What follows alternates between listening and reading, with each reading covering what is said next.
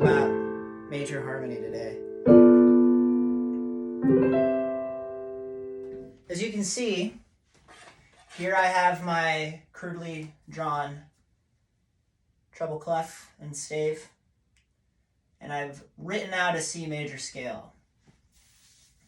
Here we have, C, D, E, F, G, A, B, C. Okay. So, all of these are also numbers.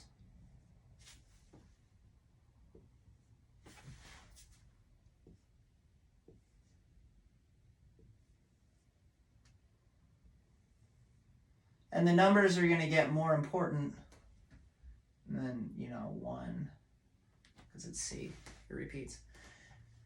The numbers have no sharps and flats because this is major, but as you get on to different modes, different scales, the relationship to 1 is going to change.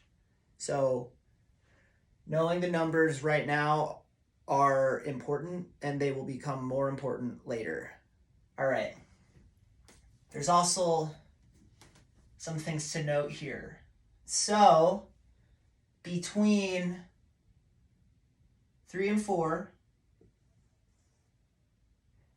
and 7 and 1, these are half steps.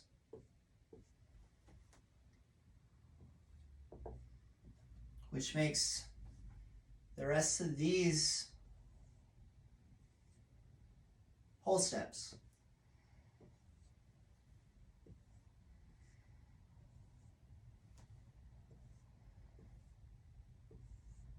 Right?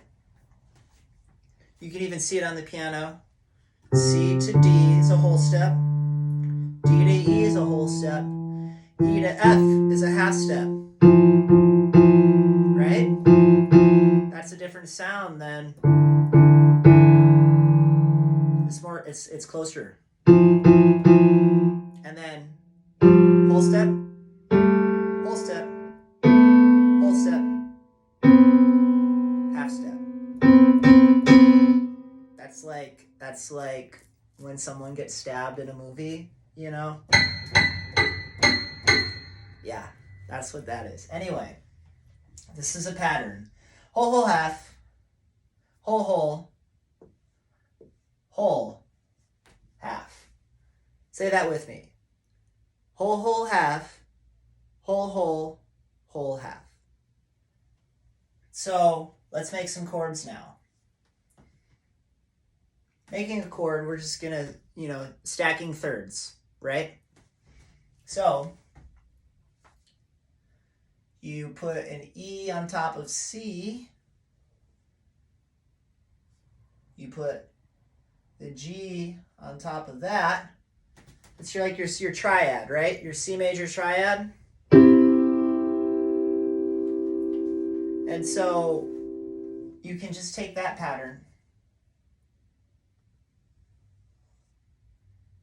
and move it. But because of the nature of the major scale, where the half steps are, these chords are going to have different qualities.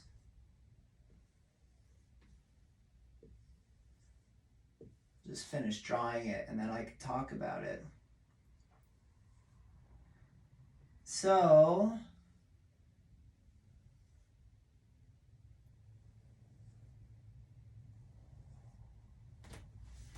this is a C major chord, right?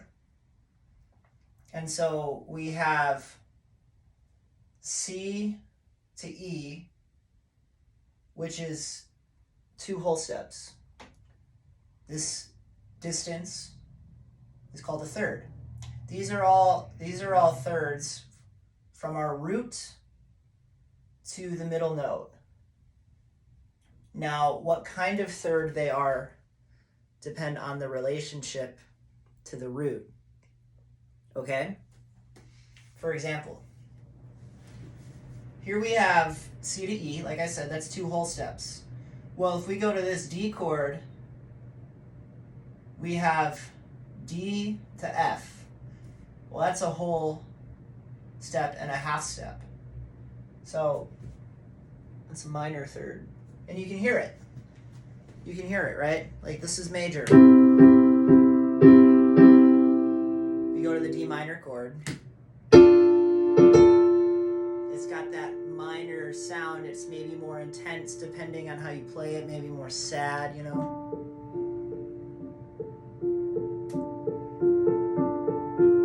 Right? And so this pattern goes on.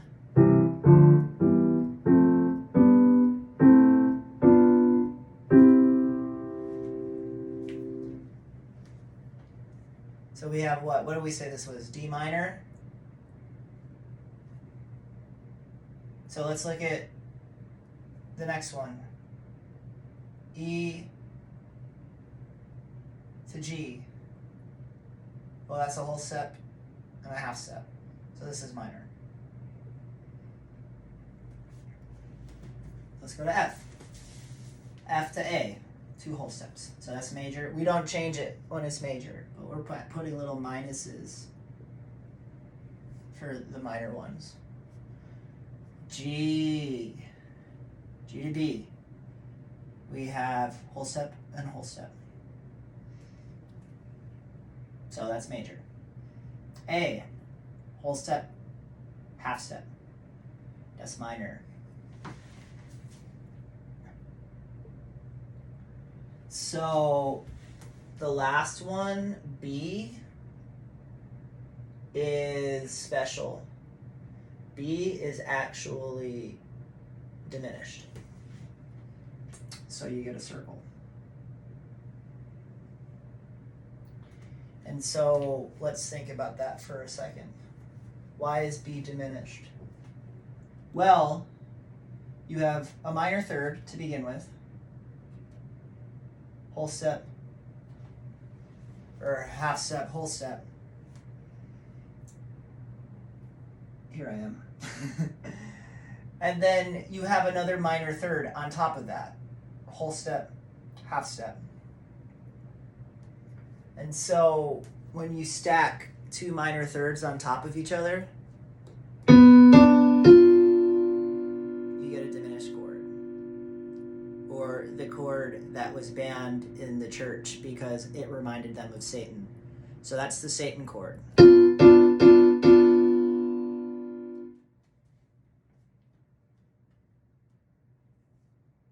so you can take all of this now a step further. Let's add another third on it. Yo, let's add another third. Okay.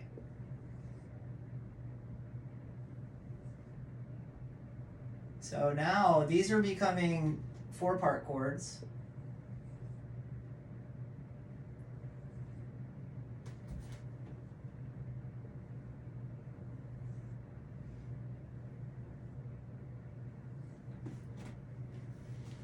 And now these all become 7s. And they're 7s because the relationship between the root and this note is 7. 1, 2, 3, 4, 5, 6, 7. Or here we go. This note is B. 1, 2, 3, 4, 5, 6, 7. You see? So this is a major 7, which is notated like this. A little triangle. 7. This is a minor 7, minor 7, major 7. The 5 is dominant, meaning that the relationship from G to F is a whole step, but it also has a major third, whereas these all have minor thirds. So this is notated like this. Just regular old 7. Dominant.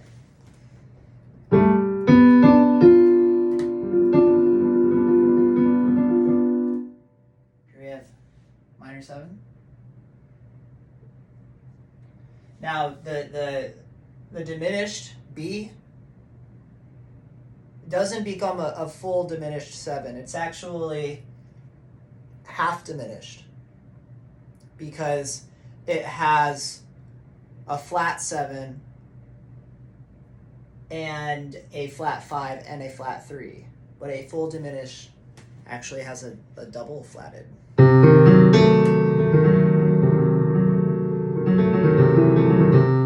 So this chord is actually, I always associate that sound with Claude Debussy, personally. It's a beautiful sound. So you can put it like this. You put a line through the circle. Or the other option is try like this. Minor 7, flat 5. That looks like a 6.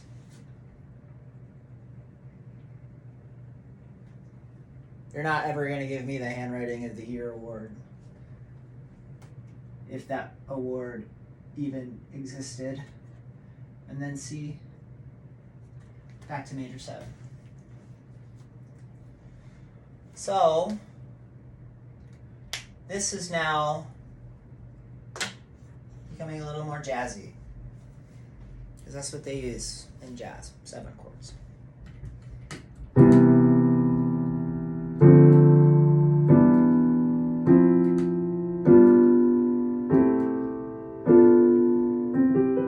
Or C major 7, D minor 7, E minor 7, F major 7, G7, A minor 7, B minor 7, flat 5, and now we're back to C major 7. This is something that you should commit to memory, because it's like the foundation upon which everything else is built. So I hope you found this educational and had fun. I know I did. We'll see you next time.